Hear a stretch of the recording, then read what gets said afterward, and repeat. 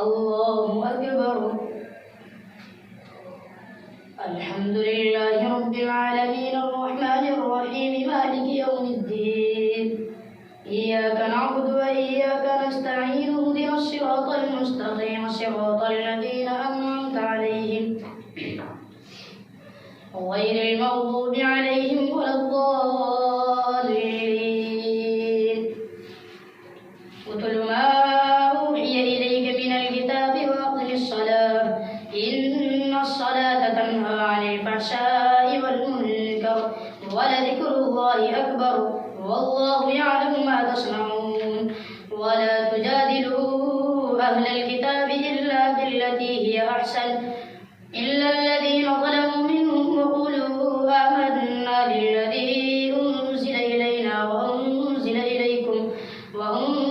إليكم وإلهنا وإلهكم واحد ونحن له مسلمون. وكذلك أنزلنا إليك الكتاب فالذين آتيناهم الكتاب يؤمنون به ومن هؤلاء من يؤمن به وما يجحد بآياتنا إلا الكافرون. وما كنت تتلو من قبله من كتاب ولا تخطه بيمينك إذا لارتاب المبطلون بل هو آيات بينات في صدور الذين أوتوا العلم وما يجحد بآياتنا إلا الظالمون. وقالوا لولا أنزل عليه آيات من ربه قل إنما الآيات عند الله وإنما أنا نذير مبين. أولم يكفهم أنا أنزلنا عليك الكتاب يتلى عليهم إن في ذلك لرحمة وذكرى لقوم يؤمنون. قل كفى بالله بيني وبينكم شهيدا يعلم ما في السماوات والأرض والذين آمنوا بالباطل وكفروا بالله أولئك هم الخاسرون. ويستعجلونك بالعذاب ولولا أجل مسمى لجاءهم العذاب وليأتينهم بغتة وهم لا يشعرون. يستعجلونك بالعذاب وإن جهنم لمحيطة بالكافرين. يوم يغشاهم العذاب من فوقهم ومن تحت أرجلهم ويقول ذوقوا ما كنتم تعملون. يا عبادي الذين آمنوا إن أرضي واسعة فإياي فاعبدون. كل نفس ذائقة الموت ثم إلينا ترجعون. والذين آمنوا وعملوا الصالحات لنبوئنهم من الجنة غرفا تجري من تحتها الأنهار خالدين فيها نعم أجر العاملين الذين صبروا على ربهم يتوكلون. وكأين من دابة لا تحمل رزقها الله يرزقها وإياكم وهو السميع العليم. ولئن سألتهم من خلق السماوات والأرض وسخر الشمس والقمر ليقولن الله فأنى يؤفكون. الله يبسط الرزق لمن يشاء من عباده ويقدر له إن الله بكل شيء عليم. ولئن سألتهم من نزل من السماء ماء فأحيا به الأرض من بعد موتها ليقولن الله قل الحمد لله بل أكثرهم لا يعقلون. وما هذه الحياة الدنيا إلا لهو ولعب وإن الدار الآخرة لهي الحيوان لو كانوا يعلمون. فإذا ركبوا في الفلك دعوا الله مخلصين له الدين فلما نجاهم إلى البر إذا هم يشركون ليكفروا بما آتيناهم وليتمتعوا فسوف يعلمون. أولم يروا أنا جعلنا حرما آمنا ويتخطف الناس من حولهم أفبالباطل يؤمنون وبنعمة الله يكفرون. ومن أظلم ممن افترى على الله كذبا أو كذب بالحق لما جاءه أليس في جهنم مثوى للكافرين. والذين جاهدوا فينا لنهدينهم سبلنا وإن الله لمع المحسنين. ألف لام ميم. غلبت الروم في أدنى الأرض وهم من بعد غلبهم سيغلبون في بضع سنين لله الأمر من قبل ومن بعد ويومئذ يفرح المؤمنون بنصر الله ينصر من يشاء وهو العزيز الرحيم. وعد الله لا يخلف الله وعده ولكن أكثر الناس لا يعلمون. يعلمون ظاهرا من الحياة الدنيا وهم عن الآخرة هم غافلون. أولم يتفكروا في أنفسهم ما خلق الله السماوات والأرض وما بينهما إلا بالحق وأجل مسمى وإن كثيرا من الناس بلقاء ربهم لكافرون. أولم يسيروا في الأرض فينظروا كيف كان عاقبة الذين من قبلهم كانوا أشد منهم قوة وأثاروا الأرض وعمروها أكثر مما عمروها وجاءتهم رسلهم بالبينات فما كان الله ليظلمهم ولكن كانوا أنفسهم يظلمون. ثم كان عاقبة الذين أساءوا السوء أن كذبوا بآيات الله وكانوا بها يستهزئون. الله يبدأ الخلق ثم يعيده ثم إليه ترجعون. ويوم تقوم الساعة يبلس المجرمون ولم يكن لهم من شركائهم شفعاء وكانوا بشركائهم كافرين. ويوم تقوم الساعة يومئذ يتفرقون فأما الذين آمنوا وعملوا الصالحات فهم في روضة يحبرون وأما الذين كفروا وكذبوا بآياتنا ولقاء الآخرة فأولئك في العذاب محضرون. فسبحان الله حين تمسون وحين تصبحون وله الحمد في السماوات والأرض وعشيا وحين تظهرون. يخرج الحي من الميت ويخرج الميت من الحي ويحيي الأرض بعد موتها وكذلك تخرجون. ومن آياته أن خلقكم من تراب ثم إذا أنتم بشر تنتشرون. ومن آياته أن خلق لكم من أنفسكم أزواجا لتسكنوا إليها وجعل بينكم مودة ورحمة إن في ذلك لآيات لقوم يتفكرون. ومن آياته خلق السماوات والأرض واختلاف ألسنتكم وألوانكم إن في ذلك لآيات للعالمين. ومن آياته منامكم بالليل والنهار وابتغاؤكم من فضله إن في ذلك لآيات لقوم يسمعون. ومن آياته يريكم البرق خوفا وطمعا وينزل من السماء ماء فيحيي به الأرض بعد موتها إن في ذلك لآيات لقوم يعقلون. ومن آياته أن تقوم السماء والأرض بأمره ثم إذا دعاكم دعوة من الأرض إذا أنتم تخرجون. وله من في السماوات والأرض كل له قانتون. وهو الذي يبدأ الخلق ثم يعيده وهو أهون عليه وله المثل الأعلى في السماوات والأرض وهو العزيز الحكيم. ضرب لكم مثلا من أنفسكم هل لكم مما ملكت أيمانكم من شركاء فيما رزقناكم فأنتم فيه سواء تخافونهم كخيفتكم أنفسكم كذلك نفصل الآيات لقوم يعقلون.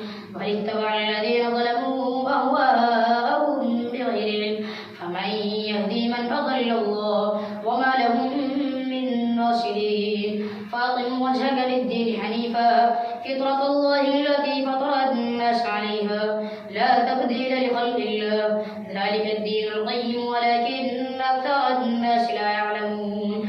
منيبين إليه واتقوه وأقيموا الصلاة ولا تكونوا من المشركين من الذين فرقوا دينهم وكانوا شيعا كل حزب بما لديهم فرحون. وإذا مس الناس ضر دعوا ربهم منيبين إليه ثم إذا أذاقهم منه رحمة إذا فريق منهم بربهم يشركون ليكفروا بما آتيناهم وتمتعوا فسوف تعلمون. أم أنزلنا عليهم سلطانا فهو يتكلم بما كانوا به يشركون. وإذا أذقنا الناس رحمة فرحوا بها وإن تصبهم سيئة بما قدمت أيديهم إذا هم يقنطون. أولم يروا أن الله يبسط الرزق لمن يشاء ويقدر إن في ذلك لآيات لقوم يؤمنون فآت ذا القربى حقه والمسكين وابن السبيل ذلك خير للذين يريدون وجه الله وأولئك هم المفلحون وما آتيتم من ربا ليربو في أموال الناس فلا يربو عند الله وما آتيتم من زكاة تريدون وجه الله فأولئك هم المضعفون الله الذي خلقكم ثم رزقكم ثم يميتكم ثم يحييكم هل من شركائكم من يفعل من ذلكم من شيء سبحانه وتعالى عما يشركون ظهر الفساد في البر والبحر بما كسبت أيدي الناس ليذيقهم بعض الذي عملوا لعلهم يرجعون قل سيروا في الأرض فانظروا كيف كان عاقبة الذين من قبل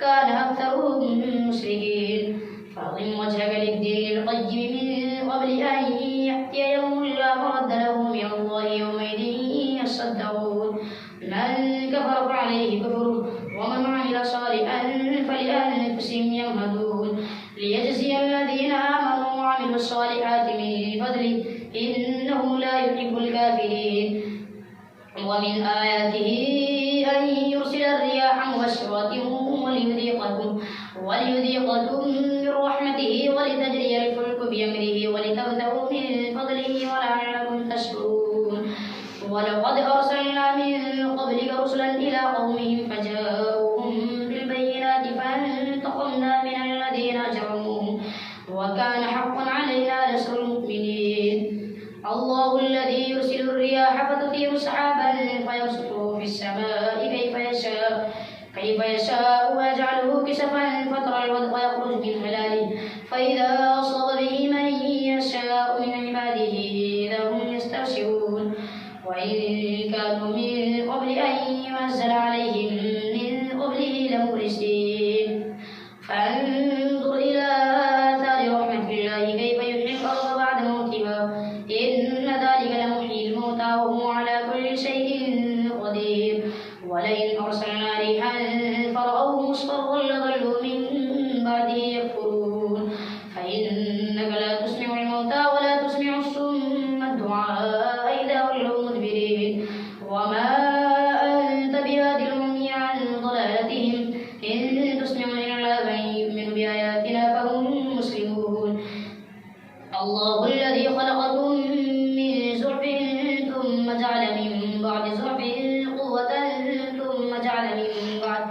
ثم جعل من بعد قوة ضعفا وشيبة يخلق ما يشاء وهو العليم القدير ويوم تقوم الساعة يقسم المجرمون ما لبثوا غير ساعة كذلك كانوا يؤفكون وقال الذين أوتوا العلم والإيمان لقد لبثتم في كتاب الله إلى يوم البعث فهذا يوم البعث ولكنكم كنتم لا تعلمون فيومئذ لا ينفع الذين ظلموا معذرتهم ولا هم يستعتبون ولقد ضربنا للناس في هذا القرآن من كل مثل ولئن جئتهم بآية ليقولن الذين كفروا إن أنتم إلا مبطلون كذلك يطبع الله على قلوب الذين لا يعلمون فاصبر إن وعد الله حق ولا يستخفنك الذين لا يؤمنون ألف لام ميم تلك آيات الكتاب الحكيم هدى ورحمة للمحسنين الذين يقيمون الصلاة ويؤتون الزكاة وهم بالآخرة هم يوقنون أولئك على هدى من ربهم وأولئك هم المفلحون ومن الناس من يشتري لهو الحديث ليضل عن سبيل الله بغير علم ويتخذها هزوا أولئك لهم عذاب مهين وإذا تتلى عليه آياتنا ولى مستكبرا كأن لم يسمعها كأن في أذنيه وقرا فبشره بعذاب أليم إن الذين آمنوا وعملوا الصالحات لهم جنات النعيم خالدين فيها وعد الله حقا وهو العزيز الحكيم خلق السماوات بغير عمد ترونها وألقى في الأرض رواسي أن تميد بكم وبث فيها من كل دابة وأنزلنا من السماء ماء فأنبتنا فيها من كل زوج كريم هذا خلق الله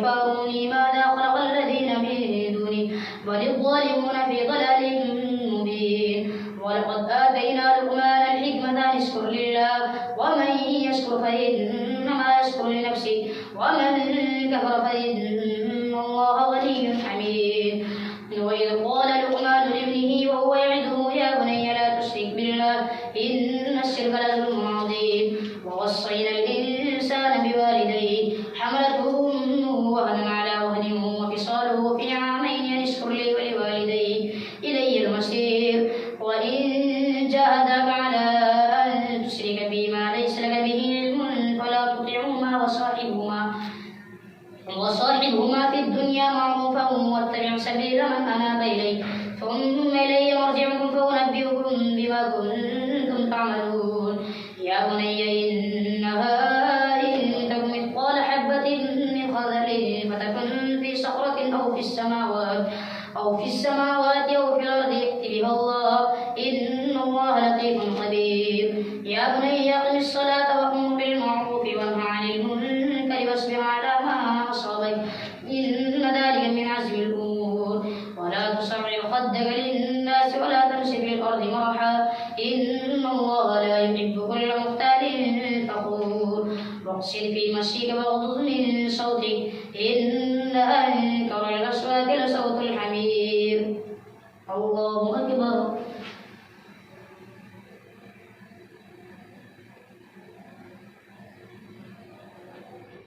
سمع الله لمن حمده. الله أكبر. الله أكبر. الله أكبر.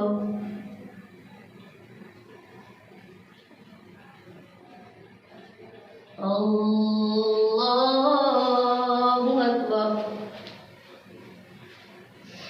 الحمد لله رب العالمين الرحمن الرحيم مالك يوم الدين إياك نعبد وإياك نستعين اهدنا الصراط المستقيم صراط الذين أنعمت عليهم غير المغضوب عليهم ولا الضالين. ألم تروا أن الله سخر لكم ما في السماوات وما في الأرض وأسبغ عليكم نعمه ظاهرة وباطنة ومن الناس من يجادل في الله بغير علم ولا هدى ولا كتاب منير. وإذا قيل لهم اتبعوا ما أنزل الله قالوا بل نتبع ما وجدنا عليه آباءنا أولو كان الشيطان يدعوهم إلى عذاب السعير. ومن يسلم وجهه إلى الله وهو محسن فقد استمسك بالعروة الوثقى وإلى الله عاقبة الأمور.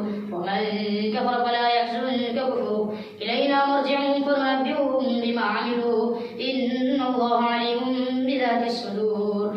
نمتعهم قليلا ثم نضطرهم إلى عذاب غليظ. لله ما في السماوات والأرض إن الله هو الغني الحميد.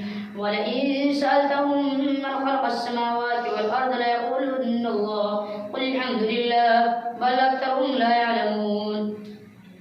وإذا قيل لهم اتبعوا ما أنزل الله قالوا بل نتبع ما وجدنا عليه آباءنا أولو كان الشيطان يدعوهم إلى عذاب السعير.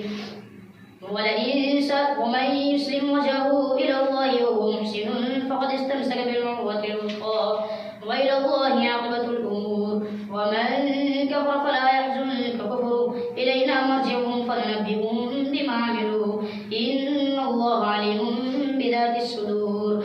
ولئن سألتهم من خلق السماوات والأرض ليقولن الله قل الحمد لله بل أكثرهم لا يعلمون. لله ما في السماوات والأرض إن الله هو الغني الحميد. ولو أن ما في الأرض من شجرة أقلام والبحر يمده من بعده سبعة أبحر ما نفدت كلمات الله إن الله عزيز حكيم. ما خلقكم ولا بعثكم إلا كنفس واحدة إن الله سميع بصير. ألم تر أن الله يولج الليل في النهار ويولج النهار في الليل وسخر الشمس والقمر كل يجري إلى أجل مسمى وأن الله بما تعملون خبير.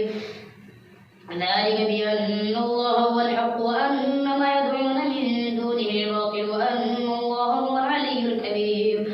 ألم تر أن الفلك تجري في البحر بنعمة الله ليريكم من آياته إن في ذلك لآيات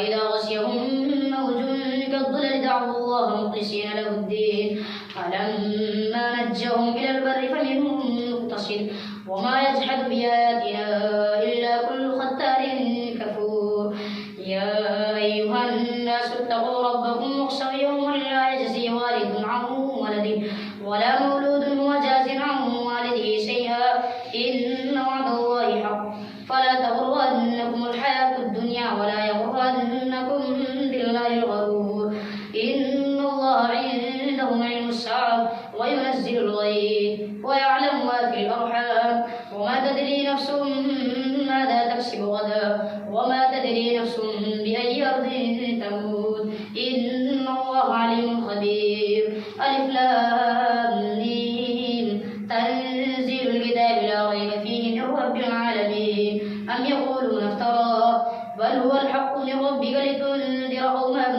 ما أتاهم من نذير من قبلك لعلهم يهتدون الله الذي خلق السماوات والأرض وما بينهما في 6 أيام ثم استوى على العرش ما لكم من دونه من ولي ولا شفيع أفلا تتذكرون يدبر الأمر من السماء إلى الأرض ثم يعرج إليه في يوم كان مقداره 1000 سنة مما تعدون ذلك عالم الغيب والشهادة العزيز الرحيم الذي أحسن كل شيء خلقه وبدأ خلق الإنسان من طين ثم جعل نسله من سلالة من ماء مهين ثم سواه ونفخ فيه من روحه وجعل لكم السمع والأبصار والأفئدة قليلا ما تشكرون وقالوا وإذا ضللنا في الأرض إنا لفي خلق جديد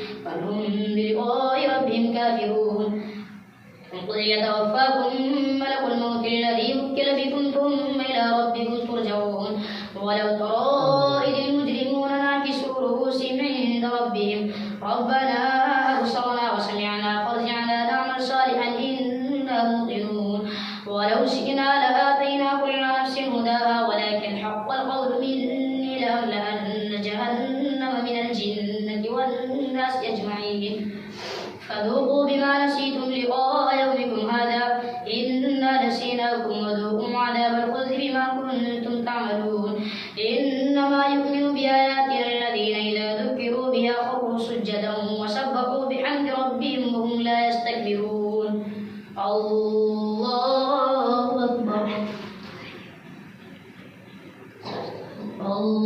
الله أكبر تتجافى جنوبهم عن المضاجع يدعون ربهم خوفا وطمعا ومما رزقناهم ينفقون فلا تعلم نفس ما أخفي لهم من قرة أعين جزاء بما كانوا يعملون أفمن كان مؤمنا كمن كان فاسقا لا يستوون أما الذين آمنوا وعملوا الصالحات فلهم جنات المأوى نزلا بما كانوا يعملون وأما الذين فسقوا فمأواهم النار كلما أرادوا أن يخرجوا منها أعيدوا فيها وقيل لهم ذوقوا عذاب النار الذي كنتم به تكذبون ولنذيقنهم من العذاب الأدنى دون العذاب الأكبر لعلهم يرجعون ومن أظلم ممن ذكر بآيات ربه ثم أعرض عنها إنا من المجرمين منتقمون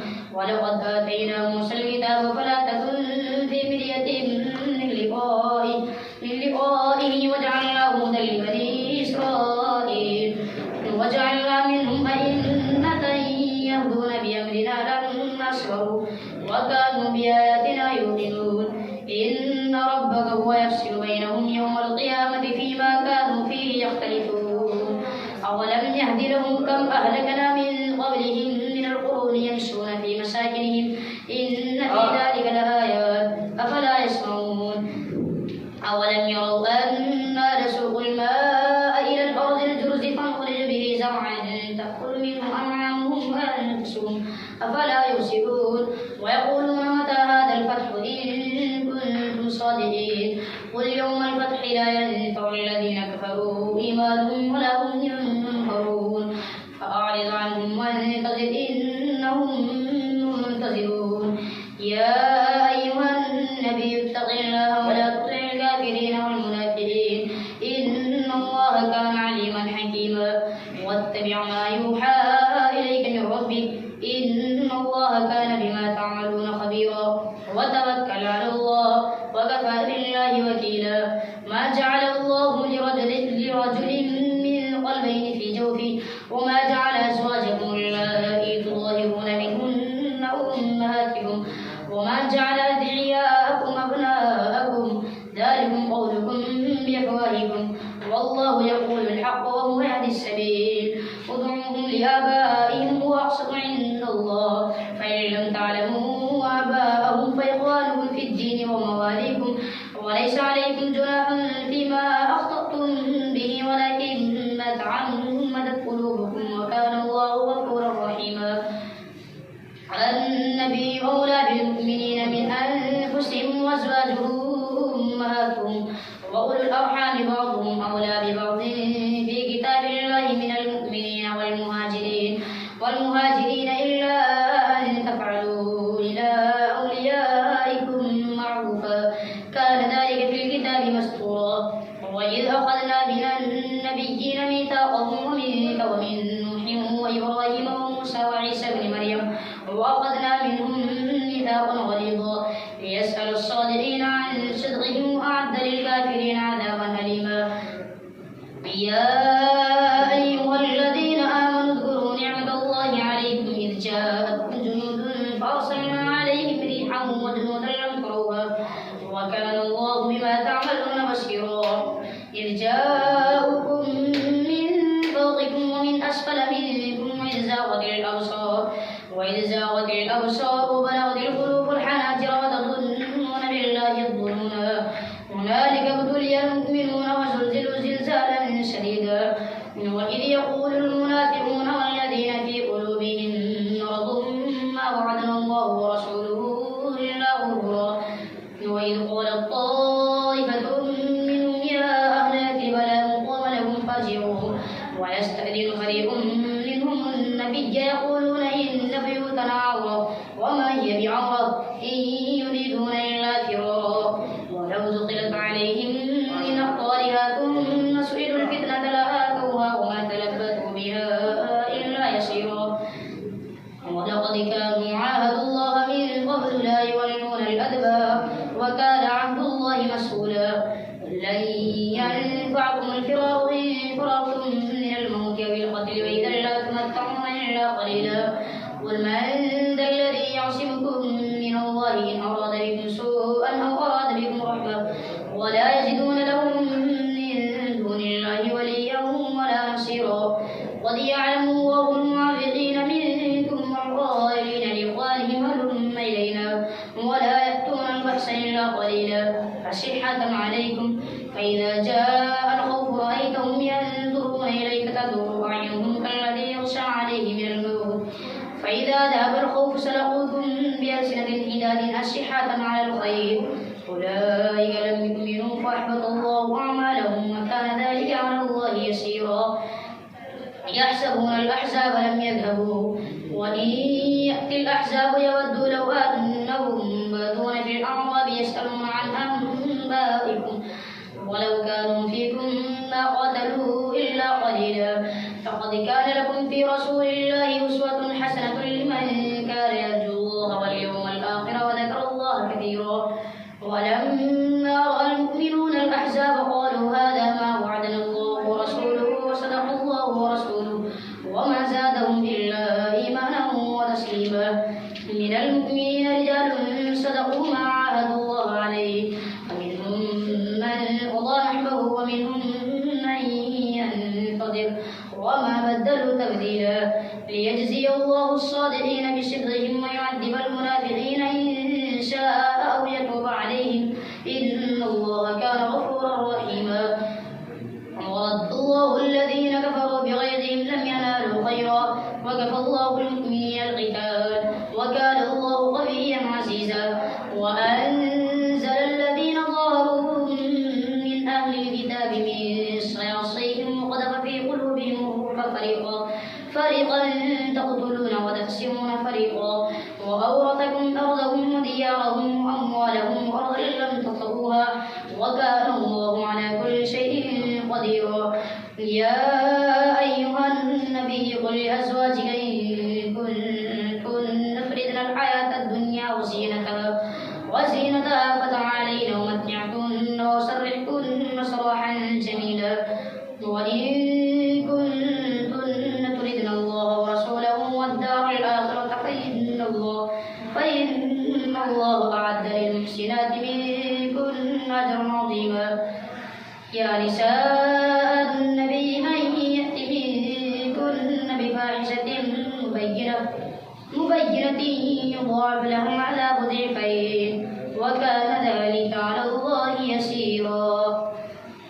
الله أكبر.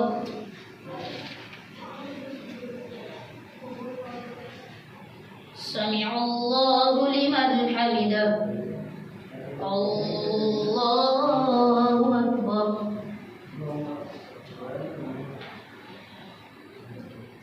الله أكبر. الله أكبر.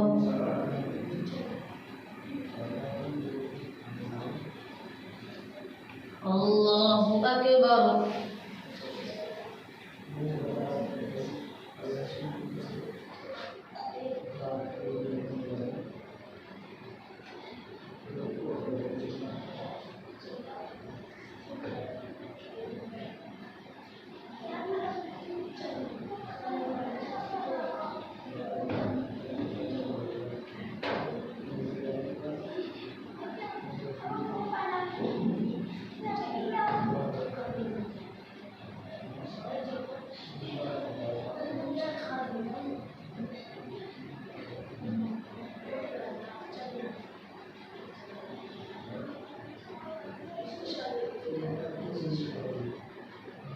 السلام عليكم ورحمة الله.